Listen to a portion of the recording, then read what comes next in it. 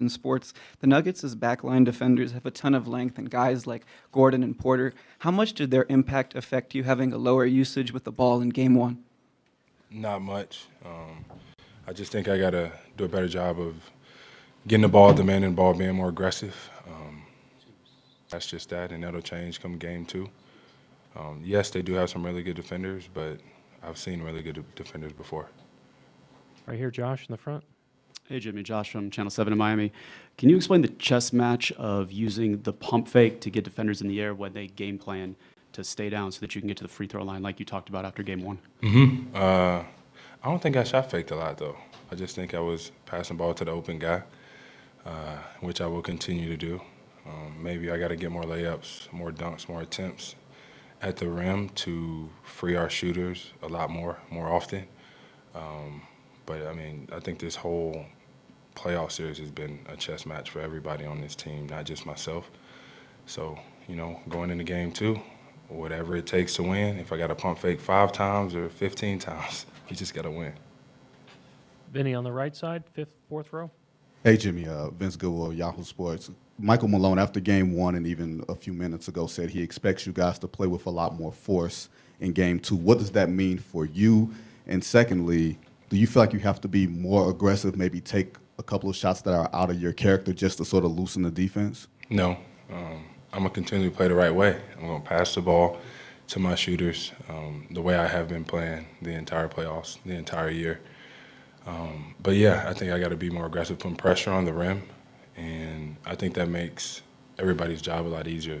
They definitely follow suit whenever I'm aggressive on both sides of the ball, so I have to be the one to come out and kick that off the right way, which I will, and we'll see where we end up. Do you think you played passive in Game 1? Not at all. I think I play basketball the right way. Melissa here in the front. Hey, Jimmy. Melissa on Fox Sports. What's your process mentally to reset? Like, how did you spend yesterday? Well, my daughter's out here, so ripping and running with her. Played a lot of spades. Spades didn't go too well for me yesterday, now that I think about it. I'm going to do an escape room tonight. I think my guys went and saw Spider-Man today. Just doing normal stuff because at the end of the day, I'm as normal as they come. It's not always about basketball. It will never always be about basketball. And that's how I regroup. I stay consistent in that because that's what I know I can fall back on. Me and my guys are going to love me whether I win or lose. My daughter's going to love me whether I win or lose. So that's what I focus on. Nick, back right. Jimmy, Nick Friedel, ESPN. You've had confidence all along in guys like Max and Caleb. Do you feel like you need to say anything to them given the way they struggled in Game 1 going into tomorrow night? Yep.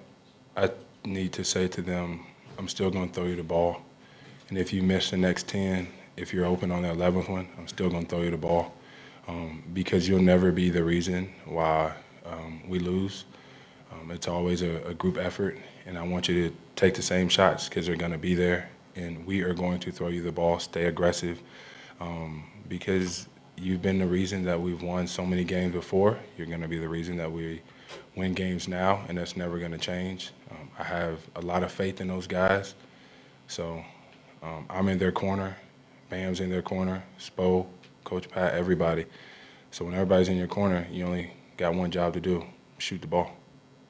Jason, back left.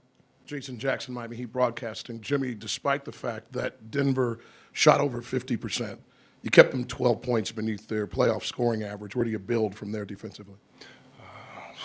Do that again. Maybe hold them to 12 less points. Hopefully we can win a game. That's it.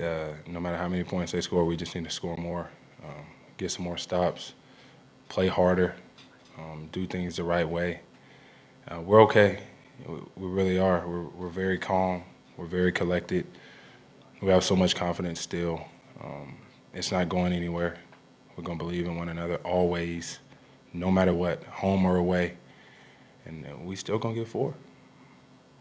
Alvaro, back left. Alvaro Martin, NBA Latin America and NBA Mexico. No two situations are the same, but you've had some roller coasters in this playoffs. What happens when the team wins 3 in a row, loses 3 in a row? What's the ecosystem amongst the players? Forget the coaches. How do you talk to each other? Who speaks up? Who listens, if at all? How does that work to get yourself set for the next game, whether you win or lose? I don't think too much has to be said. I really don't. Down 0-3, up 0-3 or 3-0, you got to get to 4. So it's never over. Nobody's ever counted out. You got to get to 4. Once you get to 4, it's over with. So down 0-1, we know we're going to get to 4. We're in there laughing, in there smiling, knowing that we could play better. We will play better. We have to be better if we want to win. So not too much is said. It's all about what we're going to do. Back row center. Katie Wingy, Altitude TV. Jimmy, how would you describe the Murray-Jokic duo and what they present on the floor? Tough. They do everything well. You got to guard both of them majority of the time with 2 people. And we got to figure that out because that's coming at us every possession, if not every possession, damn sure every other possession. We'll key in on it, we'll lock in on it, but it's tough no matter who it is. No matter who it is, guarding those 2 guys who are willing passers and can give you 50 on any given night, and then they got shooters everywhere on the floor. But you're going to have to do hard things to get where you want to get to. Got last 2. Michael here in the front, and the back's left. Michael Pina, The Ringer. How would you assess Nikola Jokic on the defensive end?